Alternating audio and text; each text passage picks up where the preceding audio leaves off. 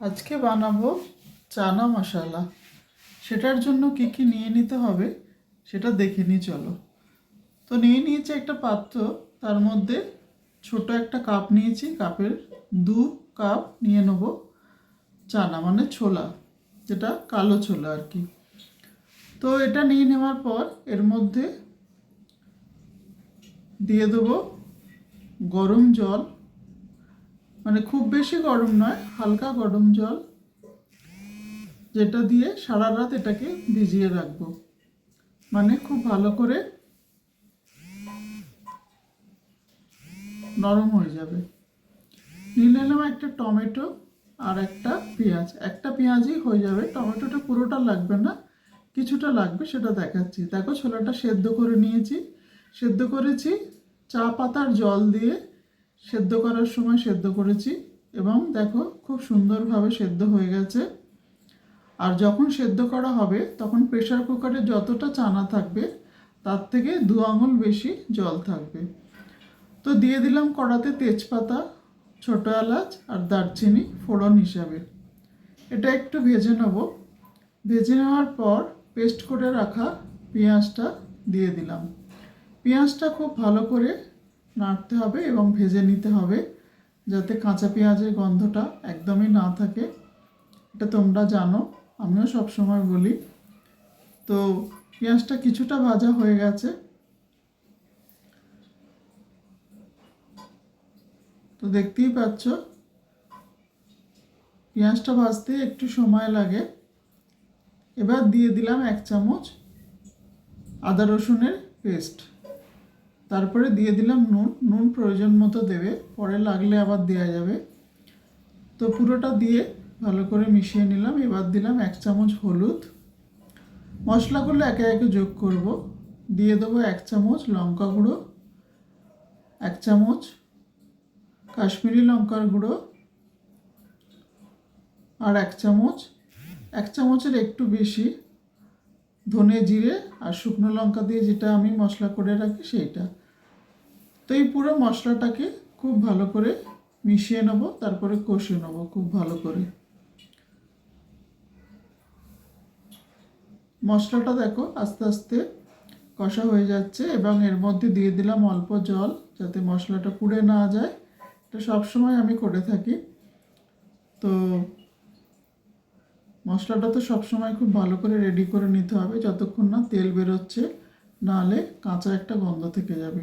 দিয়ে দেবো এখানে 1 চামচ কসুরি মেথি, যেটা একটু হাত দিয়ে ভেঙে দেবো, নাহলে গোটা গোটা থেকে যায়, পুরোটা মেশে না ভালো করে, মানে গুঁড়ো হলে যেরকম মেশে আর কি।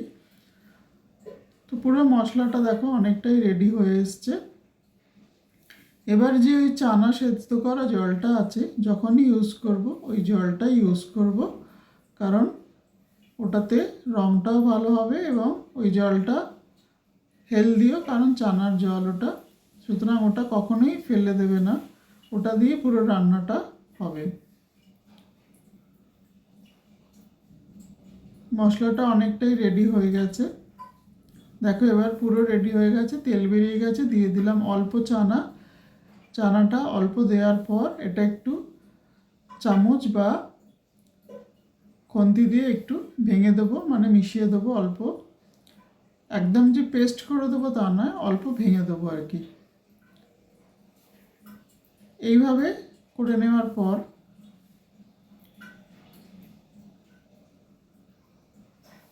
এবারে পুরোটা খুব ভালো করে মিশিয়ে নিতে হবে এই জলটা দেওয়ার পর। তো দিয়ে দিলাম কিছুটা জল, মানে ওই ছোলার জলটা, সেদ্ধ করা ছোলার জলটা, এটা দিয়ে ভালো করে মিশিয়ে নিলাম। তোমরা যারা এরকমভাবে বানাও না, প্রথম থেকে দেখতে থাকো, দেখবে খুব ভালো একটা রান্না এটা, এবং সকলের খুব পছন্দ হবে। তো দিয়ে দিলাম একটা ঢাকা, যাতে মশলাটা খুব ভালো করে মিশে যায়।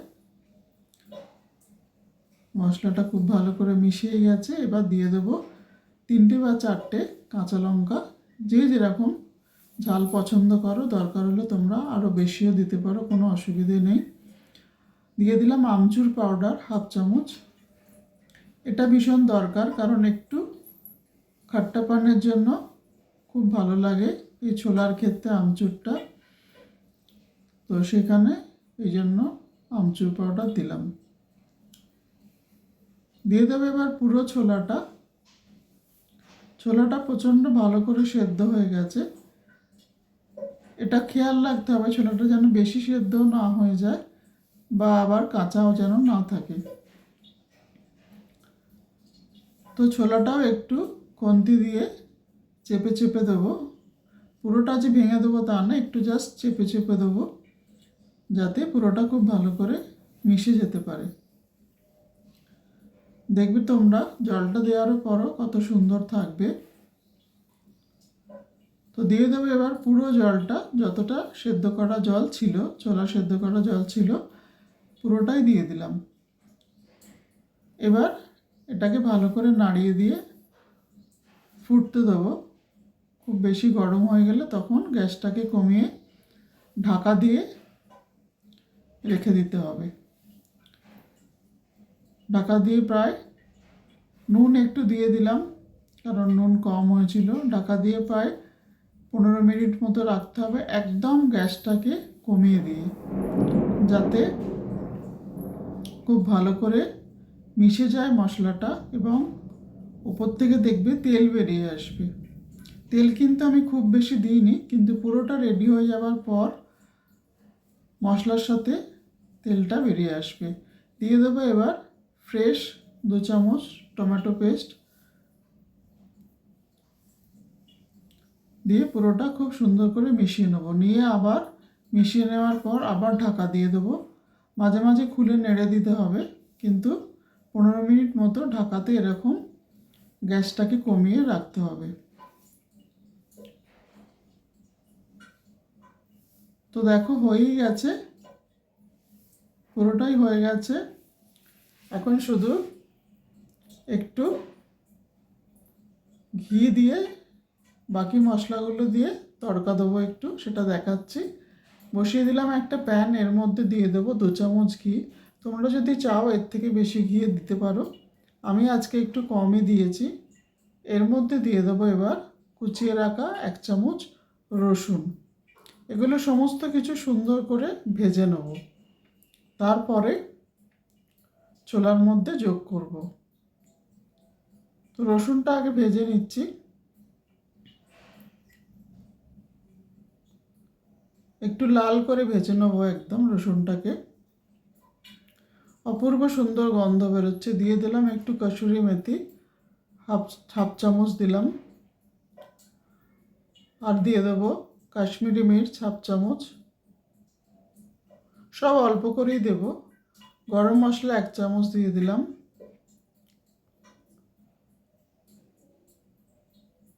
এগুলো সমস্তটা ভেজে নেবো গ্যাসটাকে অফ করে দিয়ে। কিন্তু এবার ওদিকে কিন্তু আমার ছোলাটা বসানোই ছিল, আমি গ্যাসটাকে অফ করে নিই, খুব লো আঁচে করা ছিল। এবার এর মধ্যে এই মশলাটা, ভাজা মশলাটা দিয়ে দেবো।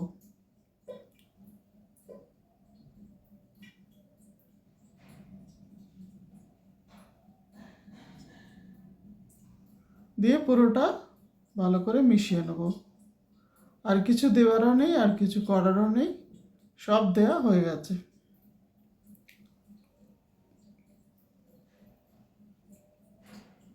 দেখো কি সুন্দর তেলটা বেরিয়ে এসছে, আর রঙটাও কত সুন্দর হয়ে গেছে। তোমরা অবশ্যই এটা বানাও আর আমাকে জানিও কীরকম লাগলো। লুচি, রুটি, পরোটা এগুলোর সঙ্গে এটা খেতে ভীষণই ভালো লাগে, আর আমাকে অবশ্যই জানিও। তো প্লিজ বানিয়ে ফেলো ঝটপট। একদম রেডি হয়ে গেছে।